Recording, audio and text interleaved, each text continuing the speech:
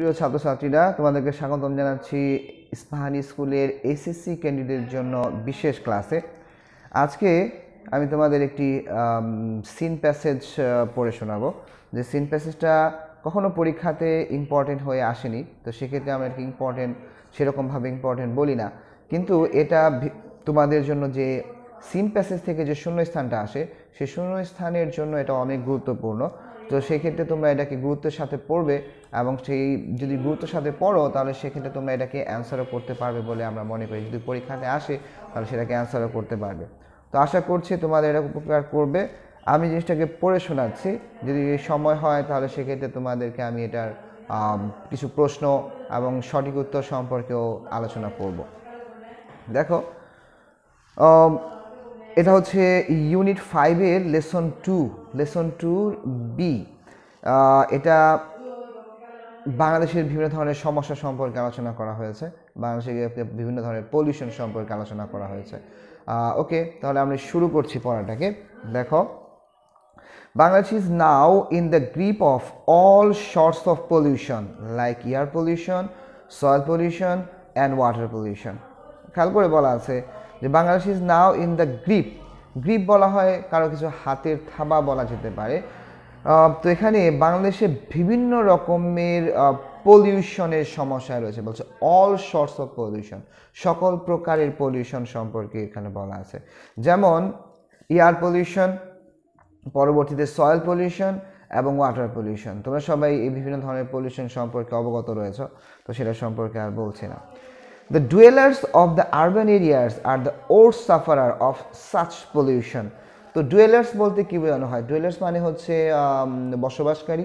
তো আমরা এখানে যেটাকে আমরা রেসিডেন্স হিসেবে জানি, ঠিক আছে, আবার আমরা এটাকে ইনহ্যাবিটেন্ট হিসেবেও জানি। তো এখানে বলা আছে the dwellers of the urban areas. Urban মানে সিটি অর টাউন, তো সেটাকেও তোমরা মনে রাখবে। তো বলা আছে dwellers of the urban areas are the worst সাফারার্স of such pollution.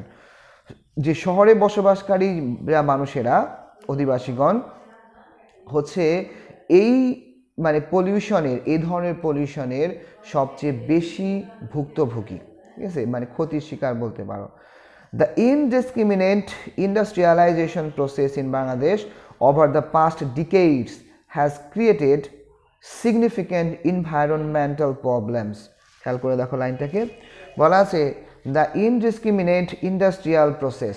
Indiscriminate industrial process বলা হচ্ছে মানে ইনডিসক্রিমিনেট বলা হয় যেটাকে মানে কোনো বাছ বিচার ছাড়া যত্রতত্র যেখানে সেখানে যে কোনো কিছু কাজ করে ফেলা। এখনও আমাদের দেশে হচ্ছে বিভিন্ন জায়গাতে, বিভিন্ন ফসলের ক্ষেতে বিভিন্ন ধরনের কি বলা হয় এটাকে ঘর তৈরি হচ্ছে, বিভিন্ন ধরনের কলকারখানা তৈরি হচ্ছে। তোমরা লক্ষ্য করে দেখবে যে বিভিন্ন শহরাঞ্চলের বিভিন্ন আবাসিক এলাকাতে বিভিন্ন কলকারখানা হুট করে তৈরি হয়ে যায়, বিভিন্ন অফিস আদালত তৈরি হয়ে যায়। মানে আমাদের দেশের মানে কি বলা হয় এটাকে, কোনো কিছু তৈরি হওয়ার প্রসেসটা অ্যাকচুয়ালি মানে গাইডেড না, গভর্নমেন্ট গাইডেডও না। অ্যাকচুয়ালি আমরা যারা বসবাসকারী আমাদের দেশে রয়েছে, এই দেশের রেসিডেন্টরাও সেটাকে সরকারি যে গাইডলাইন রয়েছে সেটাকেও মানে আমরা সঠিকভাবে মানতেও চাই না। তো এখানে বলা আছে দ্য ইনডিসক্রিমিনেট ইন্ডাস্ট্রিয়াল প্রসেস। তো ইনডিসক্রিমিনেট শব্দটার অর্থ হচ্ছে মানে এলোপাথারি বলতে পারো। তো এটা হচ্ছে উইদাউট কেয়ারফুল জাজমেন্ট, অথবা আমরা এটাকে ব্যবহার করি হুইমসিক্যালি মানে যত্রতত্র, যেখানে সেখানে যেখানে যা খুশি তাই করছি। তো এখানে লাইনটা বলা আছে যে দ্য ইনডিসক্রিমিনেট ইন্ডাস্ট্রিয়ালাইজেশন। তো ইন্ডাস্ট্রি হচ্ছে শিল্প, ইন্ডাস্ট্রিয়ালাইজেশন বলা আছে এটা হচ্ছে মানে শিল্পায়ন ইন্ডাস্ট্রিয়াল ডেভেলপমেন্টের কথা বলছে। ইন্ডাস্ট্রিয়ালাইজেশন প্রসেস মানে পদ্ধতি, কোনো কিছু হয়ে যাওয়া, কোনো কিছুর প্রক্রিয়া। তো এটা লাইনটার অর্থ হচ্ছে যে যত্রতত্র শিল্পায়নের এই প্রক্রিয়ার ফলে ইন বাংলাদেশ, আমাদের দেশে, ওভার দ্য পাস্ট ডিকেডস মানে হচ্ছে দশক, 10 years, ওভার দ্য পাস্ট ডিকেডস গত দশকগুলা ধরে, has created significant environmental problems. এটা তৈরি করেছে গুরুত্বপূর্ণ এনভায়রনমেন্টাল প্রবলেমস বা পারিপার্শ্বিক বা পরিবেশগত সমস্যা তৈরি করেছে। We will now read about some of the most common types of environmental pollution and ways of coping with them. কপ মানে কোনো কিছুর সাথে পেরে ওঠা, মানে এখানে বলছে যে আমরা এখন we will now read about, আমরা এখন এটা সম্পর্কে পড়ব, some of the most common types of environmental problems, কিছু খুবই সাধারণ বা কমন দূষণ সম্পর্কে, and ways of coping with them, এবং এদের সাথে বা কীভাবে পেরে উঠবো, এদের সাথে আমরা কীভাবে পারবো, এদের সাথে কীভাবে মানিয়ে নিব, বা এদের সাথে দূষণটা কীভাবে কমিয়ে নিব, সে সম্পর্কে আমরা এখন পড়ব, এটার মোকাবেলা করার উপায় সম্পর্কে পড়ব। দেখো প্রথমত বলছে ওয়াটার পলিউশন। তোমরা জানো ওয়াটার পলিউশনটা কি? ওয়াটার পলিউশন হচ্ছে পানির বিভিন্ন ধরনের দূষণ সম্পর্কে আলোচনা করা হয়, কিভাবে সেটা থেকে উপরিত্রাণ পাওয়া যায় সেটা সম্পর্কে আলোচনা করা হবে। ওয়াটার পলিউশন বলছে water pollution can occur in oceans, rivers, পরবর্তীতে বলছে lakes, ponds and underground reservoirs. পানি দূষণ হতে পারে, পানি দূষণগুলা সাগর, নদী, অকার মানে ঘটার কথা বলছে, ইন ওশেন্স সাগরগুলাতে, রিভার্স নদীগুলায়, লেকস বিভিন্ন ধরনের হ্রদগুলা সম্পর্কে বলছে, পন্ডস পুকুর, অ্যান্ড আন্ডারগ্রাউন্ড রিজার্ভার মানে হচ্ছে ভূগর্ভস্থ যে জলাশয়গুলো রয়েছে সেগুলাতেও হতে পারে পানি দূষণ, অকার মানে ঘটা, তো ঘটতে পারে। As different water sources flow together, flow মানে কোনো কিছু পরিবহন, বইতে থাকা, তো বলছে যে যেহেতু বিভিন্ন ওয়াটার সোর্স মানে পানির যে উৎসগুলো রয়েছে সে সমস্ত উৎসগুলা ফ্লো প্রবাহিত হয় টুগেদার একত্রে, the pollution can spread easily and quickly. তো দেখা যায় একটা জায়গাতে দূষণ হলে আরেকটা জায়গাতে দূষণ হওয়াটা খুব সহজে হয়ে যায়। এক জায়গাতে দূষণ হলে এটা পানি প্রবাহিত হয়ে আরেক জায়গাতে পানির সাথে মিশে যাচ্ছে, তো সেক্ষেত্রে দেখা যায় একটা অংশে মানে দূষণ হয়ে থাকলো না, দুইটা অংশেই দূষণ হয়ে গেল, সেটা কথা বলছে। যেমন তোমরা জানো যে জমির উপরে যখন সার দেওয়া হয় তো সেই সারটা বৃষ্টির পানিতে ধুয়ে কি হয়, পুকুরের পানি বা নদীর পানির সাথে মিশে যায়। যদি পুকুরের পানির সাথে মিশে তাহলে তো মনে করে একটা অংশে একটা পুকুর নষ্ট হলো, কিন্তু যদি নদীর পানিতে মিশে তো নদীর পানির সাথে মিশে যেয়ে সেটা সাগরে পতিত হয়, তো সে সময় দেখা যায় যে সাগরটাও কিছুটা হলেও মানে দূষণের শিকার হচ্ছে, সেটা সম্পর্কে বলছে। তো যেহেতু অ্যাজ ডিফারেন্ট ওয়াটার সোর্সে, যেহেতু বিভিন্ন পানির উৎসগুলো ফ্লো টুগেদার একত্রে প্রবাহিত হচ্ছে, the pollution can spread easily, তো এই দূষণটা প্রবাহিত হতে পারে, স্প্রেড ছড়িয়ে যেতে পারে ইজিলি অ্যান্ড কুইকলি, খুব দ্রুত এবং সহজে ছড়িয়ে যেতে পারে।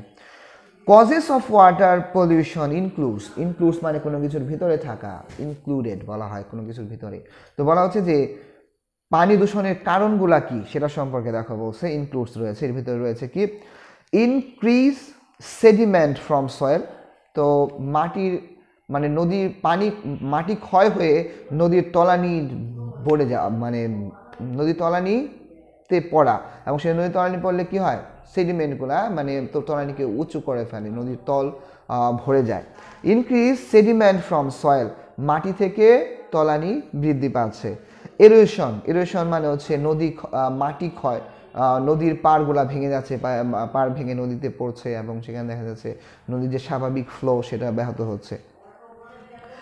তারপরে improper waste disposal and littering, তো ইমপ্রপার বলা হয় অনুপযুক্ত, যেটাকে মানে সঠিক না, প্রপার মানে সঠিক, ইমপ্রপার বলা হচ্ছে অসঠিক বা অনুপযুক্ত। ওয়েস্ট ডিসপোজাল বলা হচ্ছে ওয়েস্ট মানে তো আবর্জনা, ডিসপোজাল বলা হচ্ছে ব্যবস্থাপনা, অ্যান্ড লিটারিং, তো এটা হচ্ছে টোটাল অর্থটা হয় এরকম যে অনুপযুক্ত পরিত্যক্ত ব্যবস্থাপনা মানে কোনো কিছু আবর্জনা ব্যবস্থাপনা এবং যত্রতত্র আবর্জনা ফেলার কথা বলা আছে। লিকেজ অফ সয়েল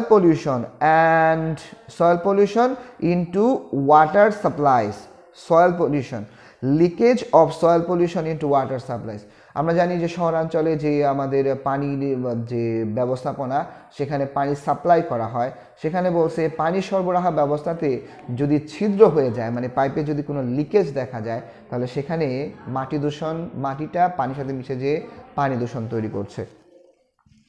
পরবর্তীতে বলছে organic materials that decay in water supplies, বলা আছে পানি সরবরাহে ক্ষয়প্রাপ্ত রাসায়নিক, অর্গানিক ম্যাটেরিয়ালস রাসায়নিক যে মানে ম্যাটেরিয়ালগুলো রয়েছে, উপাদানগুলো রয়েছে, দ্যাট ডিকে ইন ওয়াটার সাপ্লাইয়ের সাথে সেটা মিশে যাচ্ছে, পানি সরবরাহে ক্ষয়প্রাপ্ত রাসায়নিক দ্রব্য মিশে যে সেটা পানিকে দূষিত করছে।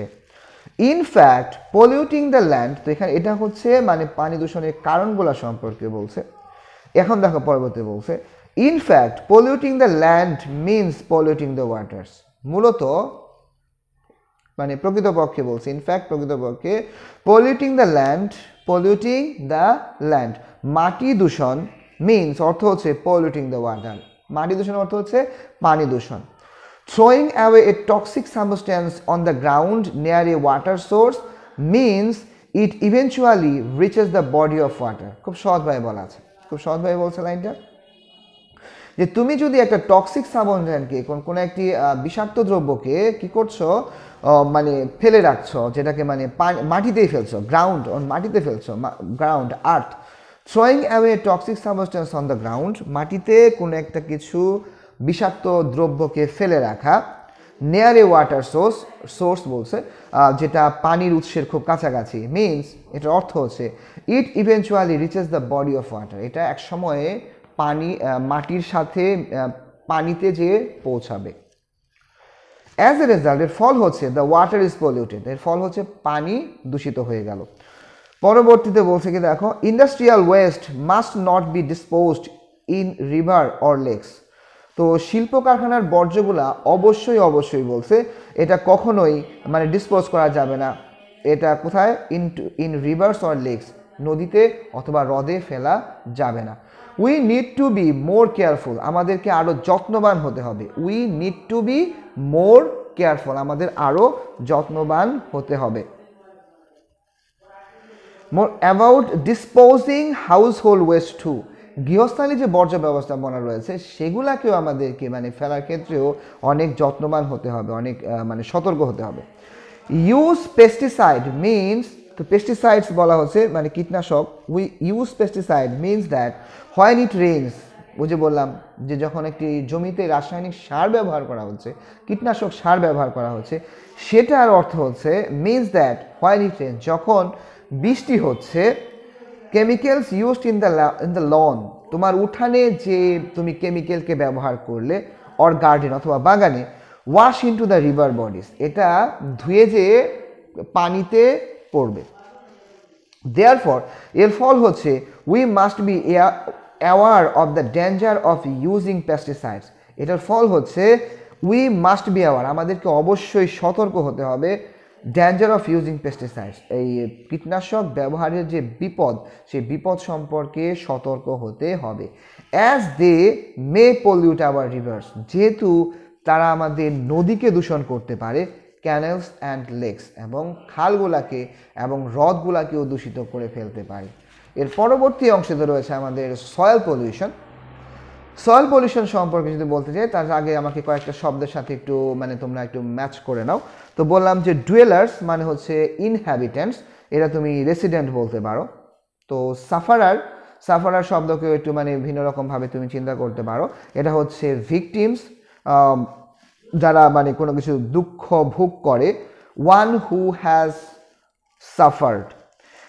ইনডিসক্রিমিনেটের কথা বলা হচ্ছিল যত্রতত্র, মানে হুইমসিক্যালি বলছি, এটার অ্যান্টোনিমসও তুমি ব্যবহার করো, প্রুডেন্ট মানে যত্ন সহকারে যেটা করা হয়। ইন্ডাস্ট্রিয়ালাইজেশন, মানে ইন্ডাস্ট্রিয়ালাইজেশন প্রসেসকে ডেভেলপ করা বলা হয় ইন্ডাস্ট্রিয়ালাইজেশন। রিজার্ভারের কথা বলছে, রিজার্ভার মানে হচ্ছে যেখানে পানি রাখা হয়, মানে তুমি ট্যাঙ্কে রাখো, আমরা ট্যাঙ্কে বলি, ট্যাঙ্ক অর্থ কিন্তু একটা বাংলা শব্দ রয়েছে পুকুর, আমরা ঘরের ছাদে ট্যাঙ্ক রাখি, আমরা রয়েছে ঘরের ছাদে পুকুর রাখি, সেটাকে তুমি চিন্তা করতে পারো। কন্টেইনার, এটাকে কন্টেইনার বলা হয় বা ট্যাঙ্ক বলা হয়। সেডিমেন্ট বলা আছে, সেডিমেন্ট মানে হচ্ছে তলানি, নদীর তলানি, সেডিমেন্টের কথা বলছে পানি, সেটা হচ্ছে সিল্ট, আমরা সাধারণভাবে শব্দটাকে ব্যবহার করি হচ্ছে সিল্ট। ইরোশনের কথা বলছে ভূমিক্ষয় বা জমি ভাঙন, নদী ভাঙনও আমরা বলি শব্দটাকে। টার্নিং কোনো কিছু, এখানে হচ্ছে abrasion.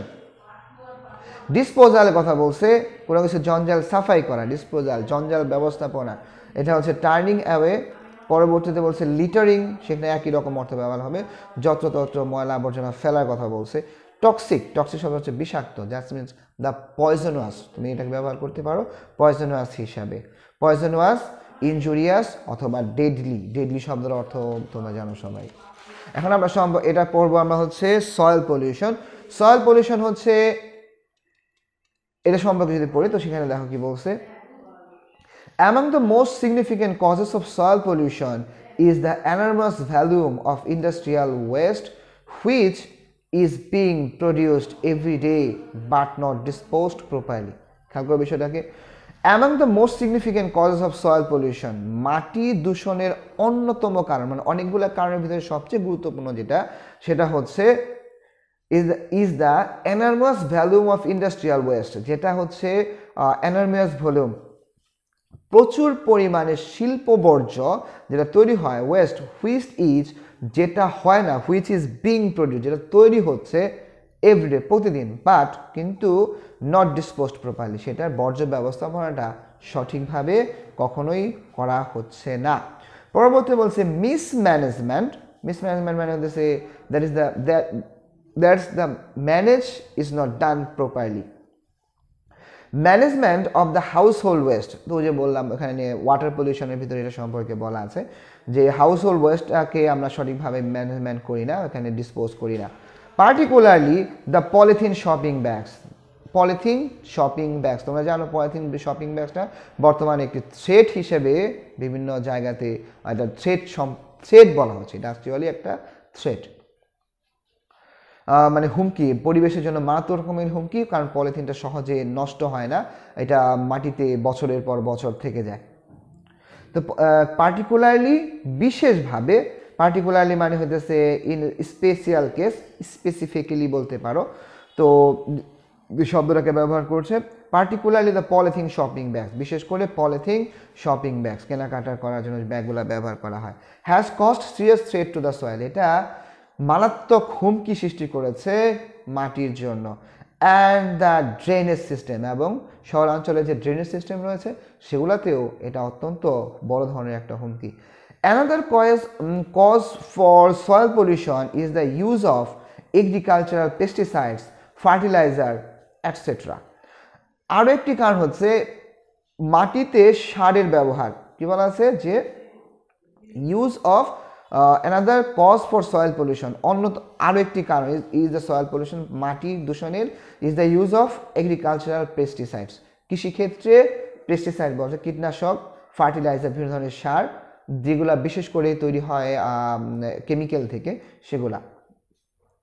Sometimes fuel leakage from automobiles may get washed away by rain and sweep into the nearby soil, অনেক সময় যানবাহনের যে জ্বালানিগুলো রয়েছে, ফুয়েল লিকেজ, জ্বালানি লিকেজ হয়ে যাওয়া, ছিদ্র হয়ে পড়তে থাকা, লিকেজ ফ্রম অটোমোবাইলস, তো এখানে অটোমোবাইলস মানে যানবাহন, বিভিন্ন ধরনের যানবাহন থেকে যে জ্বালানি কি বলা হয় পেট্রোল, ডিজেল, যখন এগুলো পড়তে থাকে, may get washed away by rain, এটা বৃষ্টির পানিতে ধুয়ে যেতে পারে, কোথায় যাবে, into the and seep into the nearby soil, এবং পাশের মাটিতে সেটা থেকে যায়, মিশে যায়।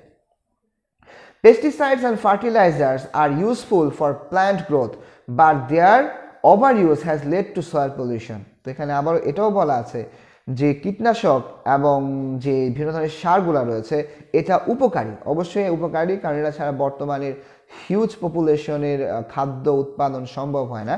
তো সেক্ষেত্রে বলছে এটা ইউজফুল ফর প্ল্যান্ট গ্রোথ, গাছপালা জন্মানোর জন্য, বাট দেয়ার ওভার ইউজ, কিন্তু তাদের যখন অতিরিক্ত ব্যবহার করা হয়, has led to the soil pollution, সেটা সয়েল পলিউশন, মাটির দূষণের কারণ হয়।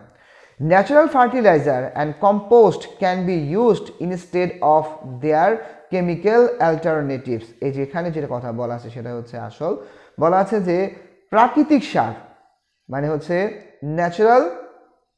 ন্যাচারাল ফার্টিলাইজার অ্যান্ড কম্পোস্ট মানে গোবর সার বা জৈব সার, এটাও জৈব সার বলা হয়, প্রাকৃতিক সার বা গোবর সারকে রাসায়নিক সারের বিকল্প হিসেবে ব্যবহার করা যেতে পারে, ইনস্টেড অফ মানে একটা কিছুর বিকল্প হিসেবে, ক্যান বি ইউজড ব্যবহার করা যেতে পারে, instead of their chemical alternatives বিকল্প হিসেবে। Recycling is another way to reduce and control soil pollution, রিসাইক্লিংয়ের কথা বলছে, মাটি দূষণ হ্রাস ও নিয়ন্ত্রণ করার জন্য আরও একটি উপায় হচ্ছে পুনর্ব্যবহারযুক্ত যে সমস্ত বিষয়গুলো ইগুলো রয়েছে, উপাদানগুলো রয়েছে, সেগুলোকে পুনরায় ব্যবহার করা, রিসাইক্লিং করা। Way to reduce and control soil pollution, যেটা কমিয়ে নিয়ে আসবে এবং নিয়ন্ত্রণ করবে মাটি দূষণকে।